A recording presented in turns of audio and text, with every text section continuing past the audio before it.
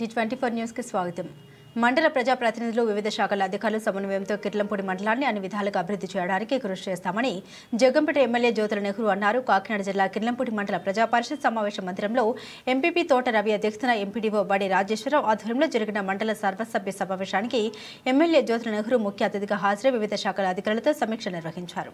ఈ సందర్భంగా కొంతమంది అధికారులు సమావేశానికి హాజరు కాలేదని అసహనం వ్యక్తం చేశారు. తర్వాత జరిగే సర్వసభ్య సమావేశానికి ప్రతి అధికారి హాజరై 2 రోజుల ముందే తనకు శాఖపరమైన విషయాలు తెలియపరచాలని, తనని నమ్ముకొని ఎన్నుకున్న ప్రజలకు న్యాయం చేయడానికి తనతో పాటు ప్రజా ప్రతినిధులు, మండల స్థాయి అధికారులతో పాటు ప్రతి ఉద్యోగి సహకరించాలని ఎమ్మెల్యే కోరారు. ఈ కార్యక్రమంలో ఎంపీపీ తోట Ravi, ZPTC Thota Gandhi, SS Sheikh Jabir, vice ఎంపీపీలు బొడ్డెటి గణపతి, పాటంశెట్టి సత్యవతి, ఎంపీటీసీలు అల్లు శివరామకృష్ణ, గరగ గోవింద్, బండారు ప్రసాద్, అల్ల శ్రీలక్ష్మి, సర్పంచ్లు గుడాల శ్రీలత, రాంబాబు, పట్టు చంటిబాబు, అల్లు విజయకుమార్, రాయుడు, స్వామి తదితరులు, కో ఆప్షన్ మెంబర్ ఎర్రంశెట్టి మీకా, టీడీపీ నాయకులు చదరం చంటిబాబు, తోముకుమార్, కూర్ల చిన్నబాబు, కాళ్ళ వెంకటేష్, బుద్రెడ్ల సుబ్బారావు, గండ చిన్నకాశి, శెట్టి సోమరాజు, ఆల బాబులు, బుజ్జం శ్రీనివాస్ తదితరులు పాల్గొన్నారు.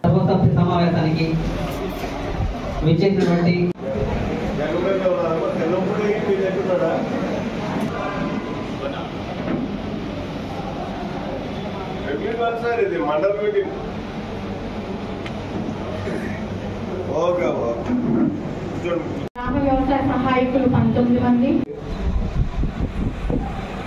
మీరు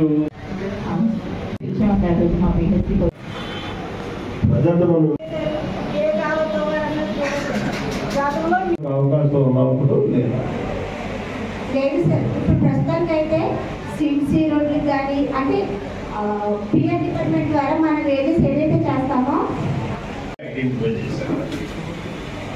లో వోల్టేజ్ కానీ ఏదైనా ఎడిషనల్ ట్రాన్స్ఫర్ అయినా కానీ ఇప్పుడు ఇక్కడ లైన్మెన్ లేరు మీకు డైరెక్ట్గా లైన్మెన్ అయ్యారు.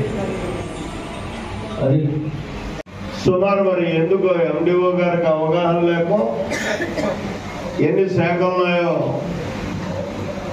ప్రతి శాఖ కూడా దానికి సంబంధించినటువంటి సభ్యులు ఈ మండల సమావేశానికి విధిగా రావాల్సినటువంటి అవసరం ఉంది. సుమారు ఒక 50-60 మంది ఉంటారు. వాళ్ళందరినీ విధిగా పిలవాలి. పిలవడమే కాకుండా మేము 9వ తారీఖున సమావేశం పెట్టేసామండి, మీరు వచ్చేయండి 10 గంటలకు అని చెప్పడం కాదు. కనీసం ఒక 2 రోజుల ముందు అన్ని శాఖలతోటి కూడా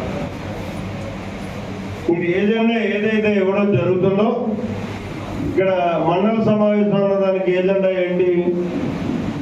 శాఖల యొక్క పర్యవేక్షణ. ఆయా శాఖలు ఉదాహరణకి వ్యవసాయ శాఖ ఉంది, చాలా అతి కీలకమైంది మనకది. ఆ శాఖ ఏం చేసింది అన్న దాని మీద కానీ, ఏం చెయ్యబోతుంది అన్న దాని మీద కానీ ఒక వివరణతో కూడినటువంటి పట్టికను తయారు చేసి ఇక్కడ మనకి ఇవ్వాలి. అలాగే ప్రతి శాఖ కూడా దాన్ని కనీసం 2 రోజుల ముందు ఇవన్నిటినీ కూడా ఎంపీడీఓ గారు సేకరించి ఏజెండాతో పాటు కూడా వాటన్నిటినీ సభ్యులకు ఇవ్వాలి, సభాధ్యక్షులకు ఇవ్వాలి, గౌరవ ప్రతినిధిగా వచ్చే నాకు ఇవ్వాలి. వీటన్నిటినీ మేము ముందుగానే ఒకసారి స్టడీ చేసి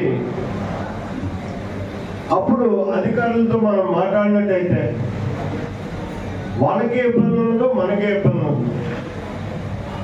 తెలిసి తెలియని మాటలతో వాళ్ళని మనం ఇబ్బంది పెట్టేటటువంటి అవకాశం ఉండదు. ఒక అవగాహనతో మనం మాట్లాడగలిగితే దానికి సరైనటువంటి సమాధానం చెప్పడానికి అవకాశం